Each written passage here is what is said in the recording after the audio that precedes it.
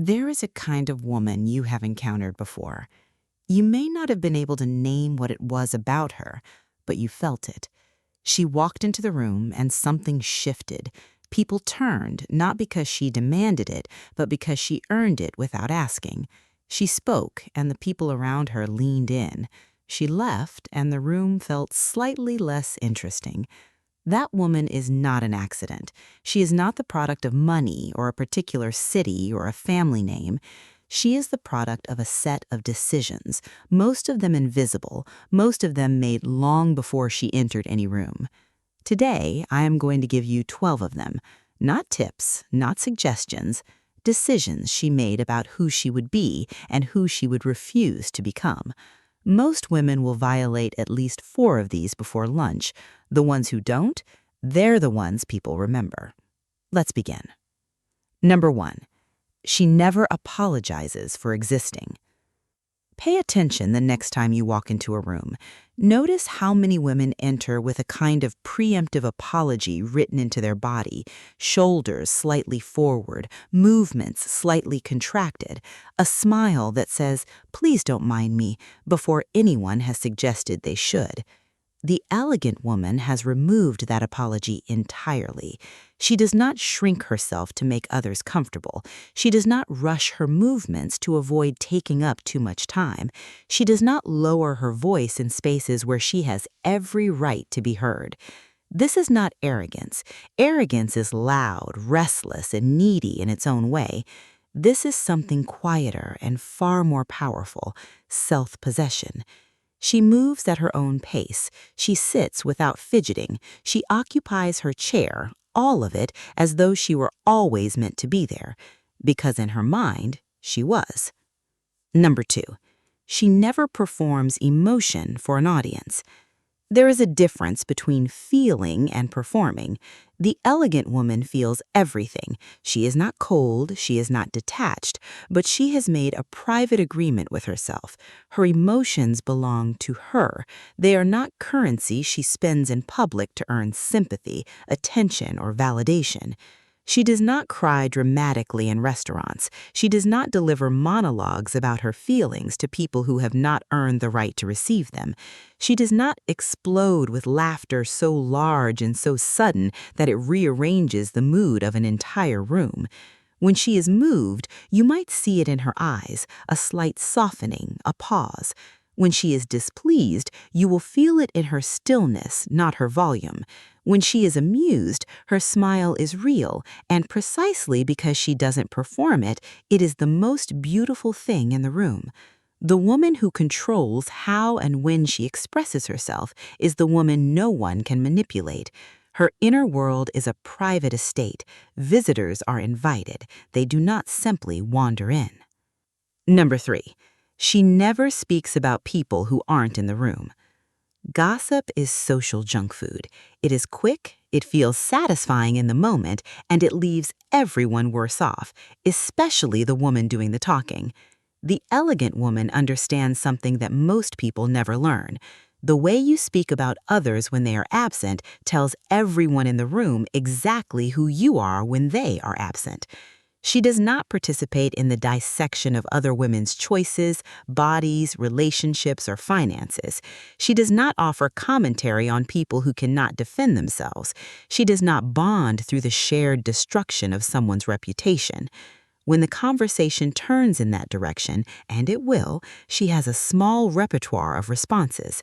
A subject change delivered gracefully, a brief silence that signals her disinterest without judgment, or the most powerful response of all, a single, quiet statement of something generous about the person being discussed, after which no one quite feels like continuing.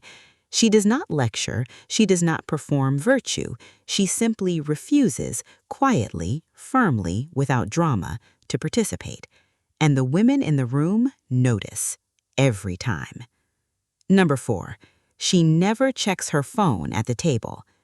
In a world where attention has become the scarcest resource on the planet, the woman who gives you hers completely is extraordinary. The elegant woman knows this. When she is with you, she is with you. Her phone is not face up on the table waiting to interrupt. Her eyes are not sliding away every few minutes to check what is happening somewhere else. Her presence is not divided. It is whole. This is not performance. It is not even discipline in the way most people think of discipline. It is a reflection of how she values the moment she is currently in and the person sitting across from her. There is a secondary reason she never does this, one she understands but rarely says aloud. An unreachable woman, even temporarily, is a woman who is always slightly fascinating. Availability is ordinary. Presence is rare. She chooses to be rare. Number 5. She never speaks at full volume in quiet spaces. Volume is a form of self-regulation. The woman who fills every space with the full force of her voice, laughing loudly in quiet restaurants, conducting phone calls in hotel lobbies, narrating her life at a pitch that pulls everyone in the vicinity into her conversation, is a woman who has confused presence with noise. They are not the same. The elegant woman modulates. She reads the room before she enters it sonically. She knows that a voice that requires effort to hear is often a voice that holds more power because it forces the listener to lean in, to close the distance, to give her more of their attention than they planned. In a loud world, the woman who whispers commands rooms. She also understands something about the people around her, the couple at the next table who did not ask to be included in her conversation, the person in the lobby who is navigating something she cannot see. The simple elegance of moving through shared spaces as though others also exist within them. Consideration is not weakness. In a woman of true refinement, it is one of the most powerful things she carries. Number 7. She never complains publicly. Here is the truth about public complaints that most people never consider. Every complaint you make in public is a small withdrawal from the account of your dignity. The woman who sends back her food with a lecture, the woman who audits her hotel room in front of the concierge, the woman who makes her bad day everyone else's responsibility. Each of these moments strips something away, something she cannot see leaving, but that every person around her watches go. The elegant woman handles discomfort privately, calmly, and without an audience. When something is genuinely wrong, she addresses it, but she does so with composure, not performance. A quiet word to the manager, a measured conversation with the right person at the right moment, delivered in a tone that says, "I expect better," not "I demand your attention." She is not passive, she is not a pushover, she simply understands that the way you handle difficulty tells a far more important story about you than the difficulty itself. And she is always, always editing the story she tells. Number 8. She never dresses for chaos. Elegance in dress is not about price. The elegant woman has understood something the fashion industry has spent billions trying to obscure, that the most powerful thing a woman can wear is intention. She does not leave the house in confusion. She does not assemble an outfit from whatever is available and call it fine. She does not let her exterior communicate that she did not have time for herself. This does not mean she is rigid. It does not mean she is formal at every occasion. It means that whatever she wears, whether it is a simple linen dress or a structured coat, she has chosen it. It fits, it is clean, it is coherent. She dresses as though she might encounter something worth being dressed for, because in her world, she always does. She also understands the quiet communication of clothing. Every outfit is a sentence. She chooses to finish hers. Number 8. She never over-explains herself. Watch what happens when a woman of lesser confidence receives a question she doesn't want to answer, a request she wants to decline, or a decision she has already made. She explains, then she clarifies, then she justifies, then she qualifies the justification. By the time she is finished, she has handed the other person every piece of information they need to push back, argue, or simply feel superior. The elegant woman does not do this. "No, I'm not available that evening," is a complete sentence. I've decided to go a different direction. Requires no appendix. That doesn't work for me. Is sufficient. She has understood a truth that took most women decades to learn. The less you explain, the more authority the words carry. Explanations are requests for approval. She stopped making that request a long time ago. Number 9. She never rushes visibly. Urgency is contagious and not in a good way. The woman who moves through the world as though she is perpetually behind, perpetually managing some invisible emergency, perpetually breathless with the effort of keeping up, that woman communicates one thing above all else, that she is not in control of her life. The elegant woman has curated her pace deliberately. She is on time, almost always, because she has arranged her life to allow for it. She moves without rushing because she has built in the time not to. She does not arrive anywhere looking like the journey cost her something. When she walks at her own speed. When she speaks, she takes her time. When she makes a decision, she does not scramble toward it. Her unhurriedness is not laziness. It is evidence of a life that has been organized around the premise that she is worth arriving to intact. Number 10. She never diminishes herself to make others comfortable.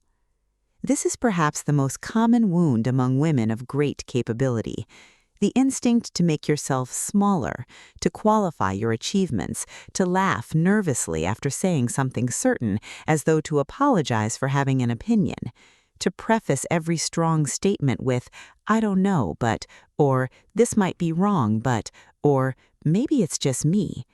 The elegant woman has healed this wound or is healing it deliberately.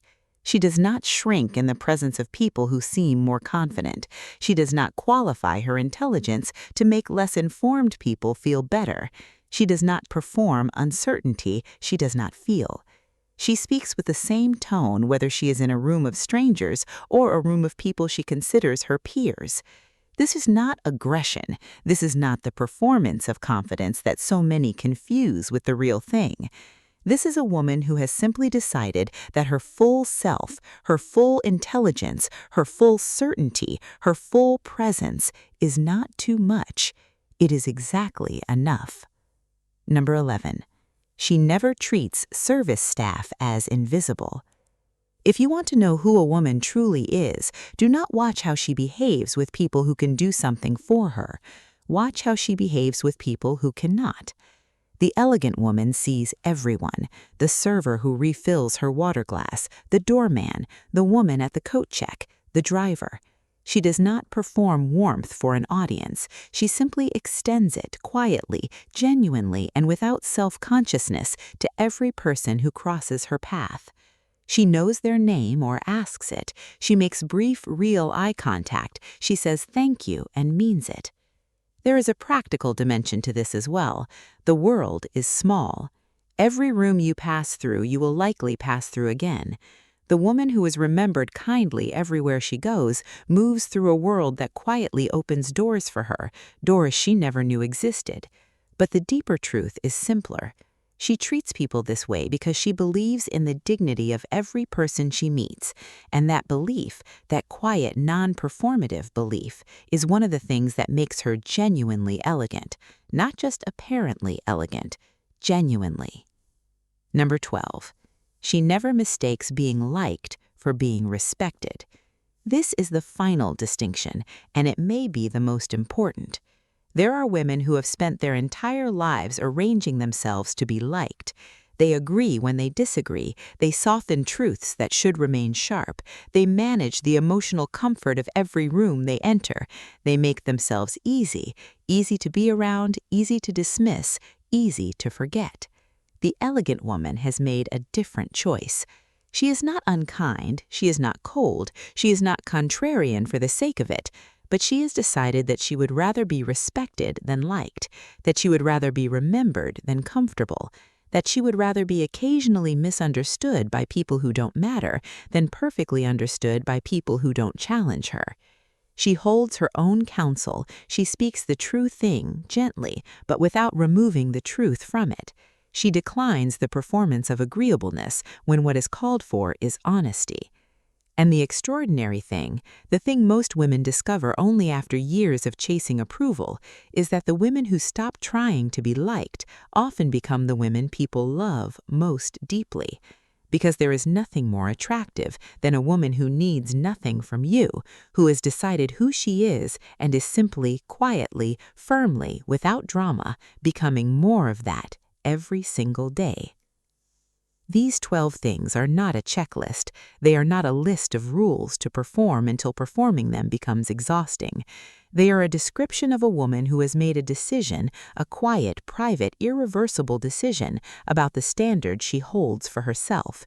She made that decision not because anyone asked her to, not to impress anyone, not to belong to a particular world or earn entry into a particular room. She made it because she understood at some point that was specific to her that she deserved to be that woman, that she had always been that woman underneath everything she had learned to put on top of herself. If you are watching this and you have stayed to the end, I believe you already understand what I'm describing. You have felt her in yourself, even if only in brief moments. She is not far. She has simply been waiting for you to stop apologizing for her. Welcome to the undeniables.